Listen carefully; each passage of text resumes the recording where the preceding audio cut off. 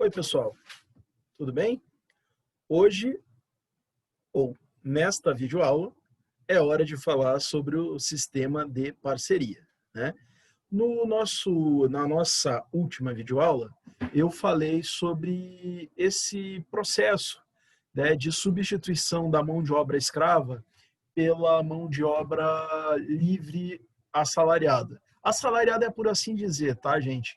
Porque não dá para dizer que, né, sempre foi assim, sempre foram substituídos por uma mão de obra que se dispunha a realizar um trabalho assalariado, como a gente vai ver aqui agora, tá? Mas foi uma transição de qualquer forma, né? Os imigrantes, eles teoricamente, eles eram livres para ir embora, né? Na prática, a gente vai ver que era mais complicado do que isso, ok?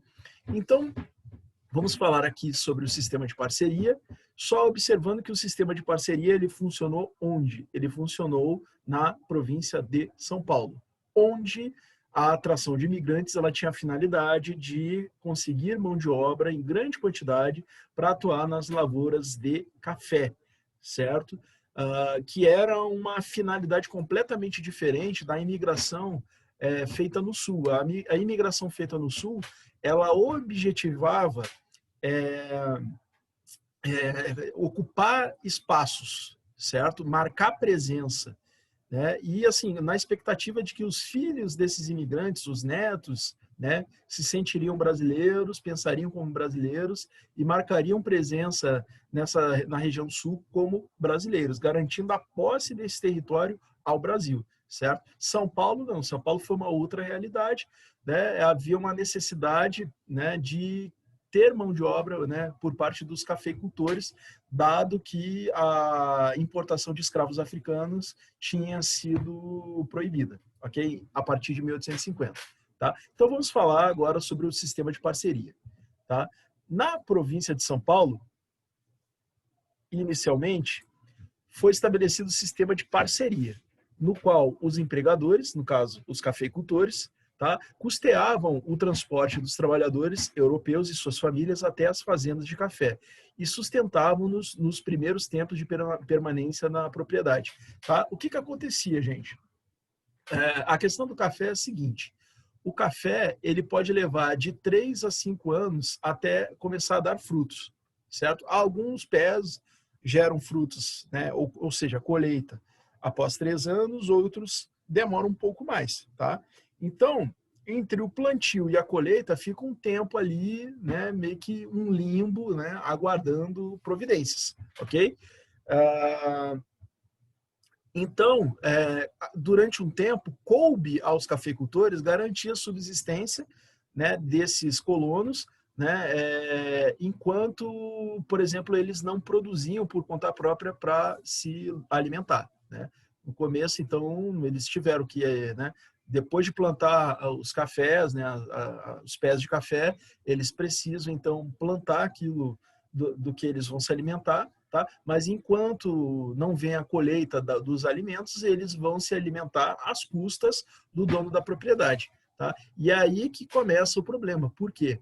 Porque esse pessoal se endivida já, né? A passagem foi custeada, estadia, né? Porque eles chegavam num porto, né?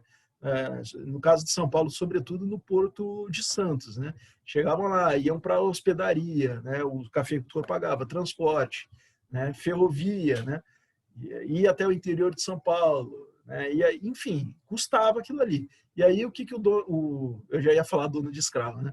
E o que o patrão, né, o cafeicultor, ele colocava, olha, sobre tudo que eu estou custeando para vocês, eu vou cobrar um juros, né? E esse juros ele girava ali em torno de 12%. Não é um juro muito generoso, não, certo? E aí o que acontecia? Passados os anos, esses colonos eles iam se endividando, né? Os parceiros, né, melhor dizendo, eles estão no sistema de parceria, eles iam se endividando e as dívidas elas cresciam de tal maneira que elas se tornavam impagáveis, certo?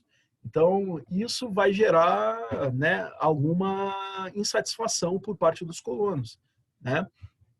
Posteriormente, os imigrantes deveriam trabalhar no cultivo do café e de engenhos de subsistência, tá? E os seus empregadores ficavam com 1/3 do que eles lucravam, tá? Então a ideia era essa.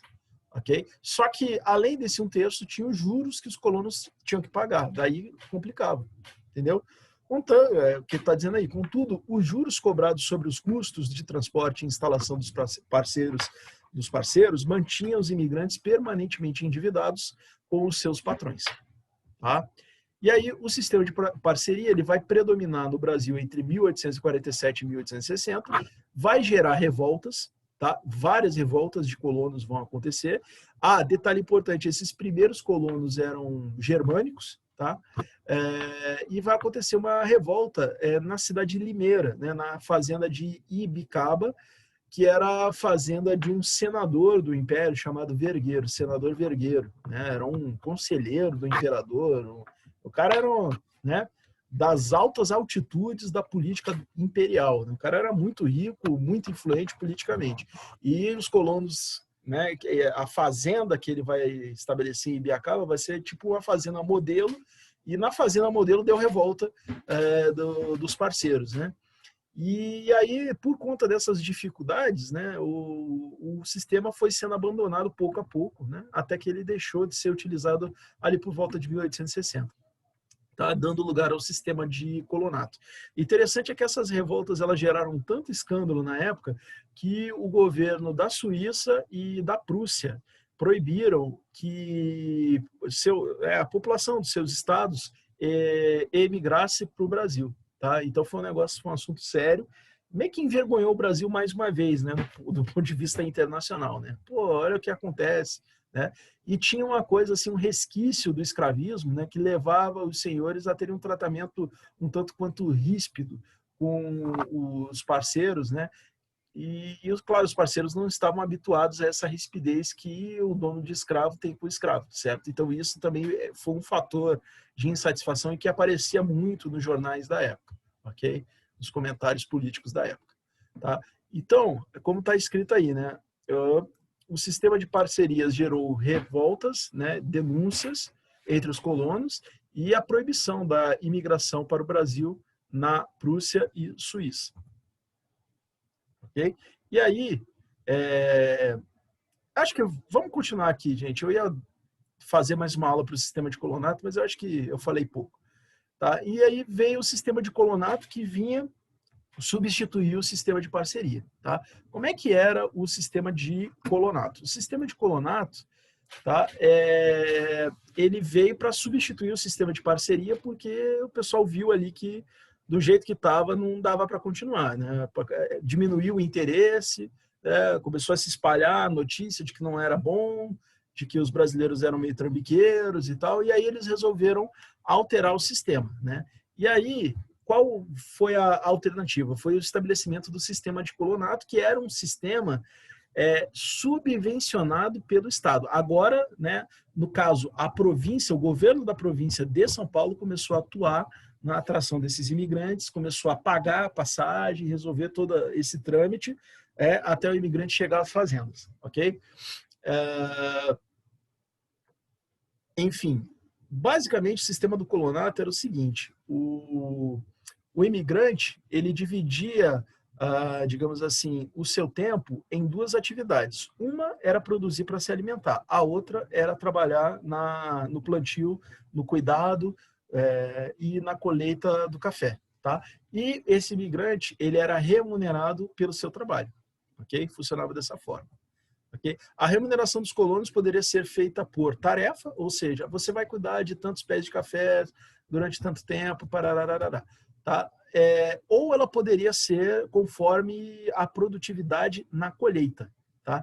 A colheita do café ela poderia ocorrer 2 vezes ao ano, okay?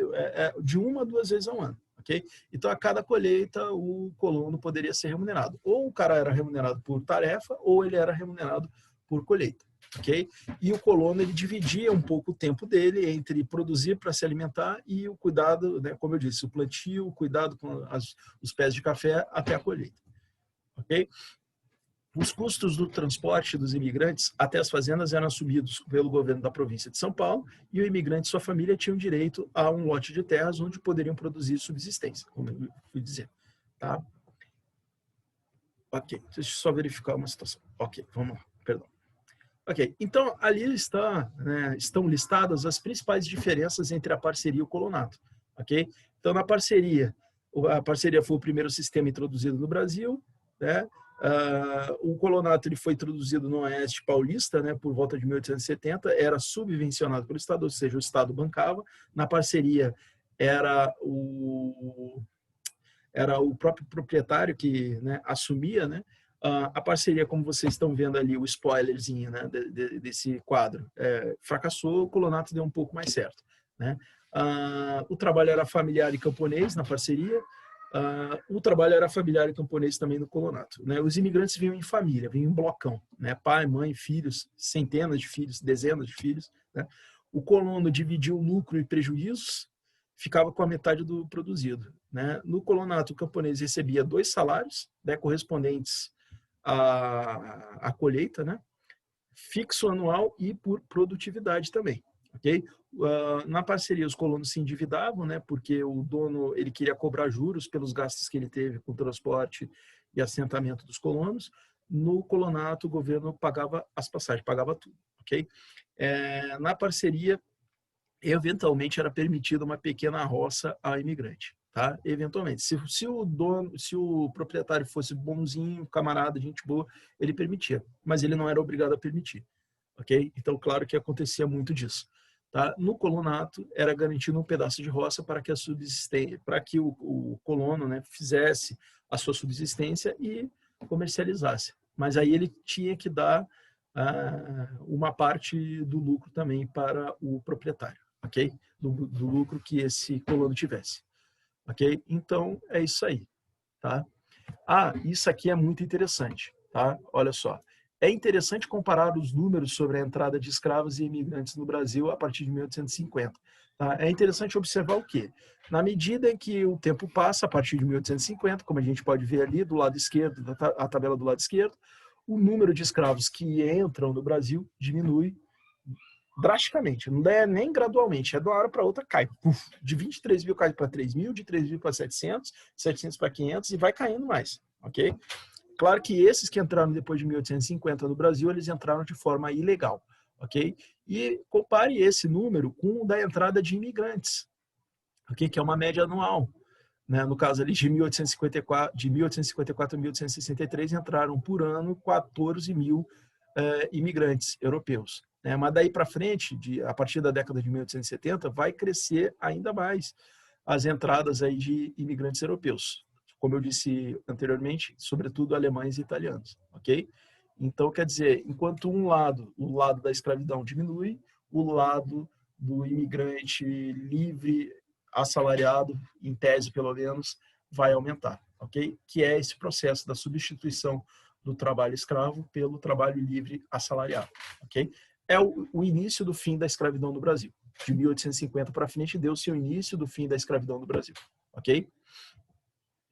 E na próxima videoaula, eu vou tratar, como já foi revelado ali, sobre a Lei de Terras. É a última videoaula dessa série. Tá? Dessa série que agora eu tinha planejado 10, vai ser de 9 videoaulas, ok? Então, obrigado pela atenção, um forte abraço e até a nossa próxima videoaula.